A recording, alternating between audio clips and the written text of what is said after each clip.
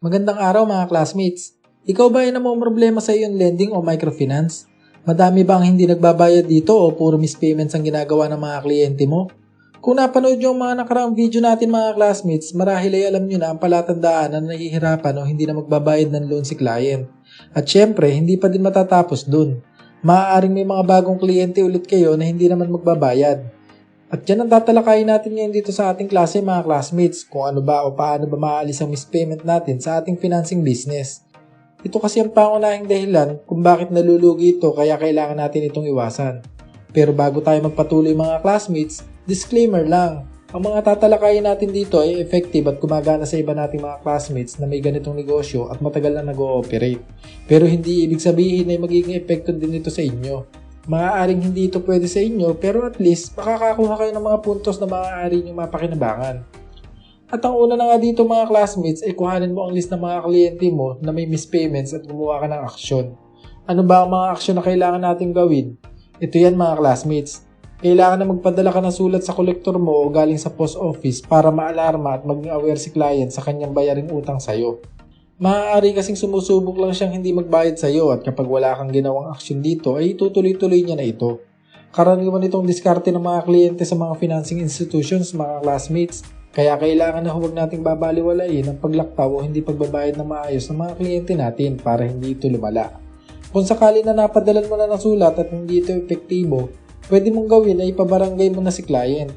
Oo mga classmates, ipapabarangay mo na si client at manghihingi ka ng tulong sa mga barangay officials. Talagang dumadaan sa ganito ang isang financing company kapag hindi maging maayos ang pag-CCA niya sa kanyang mga kliyente.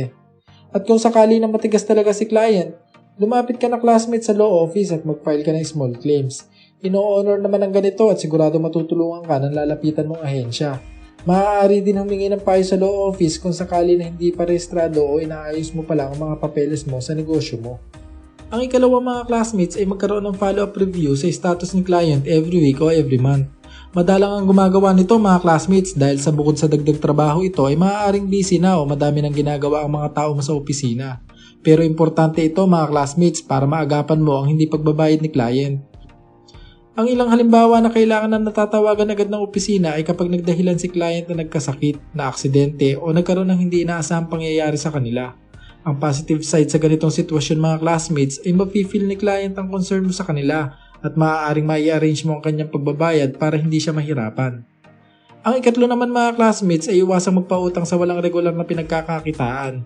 Siyempre mga classmates, kahit na-assess mo na ng maganda ang kinikita niya kung hindi naman regular, mahirap na pautangin ito dahil malaki ang chance na hindi ito makabayad once na walang pumasok na income sa kanya. Ang ilang halimbawa nito mga classmates ay mga freelancers o mga nangongontrata. Alam natin na maganda ang kita kapag nangongontrata ka. Kaya lang mga classmates, may pagkakataon kasi na nade-delay ang bayad ni client o kaya naman ay nai-stop ang proyektong ginagawa nito. Mahirap pa utangin ng ganito mga classmates dahil siguradong sasakit ang ulo mo. Ang ikaapat o huli mga classmates ay iwasang pautangin ang malalapit mong kaibigan o kakilala. Don't get me wrong mga classmates, hindi ko sinabing huwag mo silang tulungan.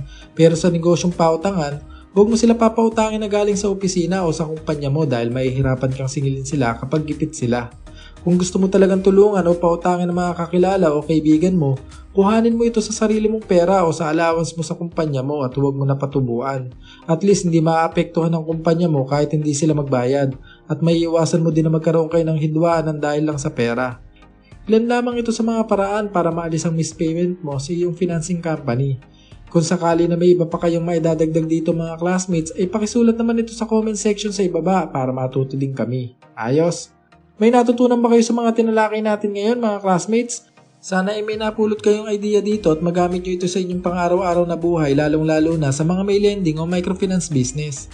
At bago tayo mag-iwahiwalay mga classmates, kung hindi ka pa nakasubscribe dito sa ating channel ay pakihit naman ang subscribe button at pakiclick mo na din ang notification bell para palagi kang updated dito sa ating klase.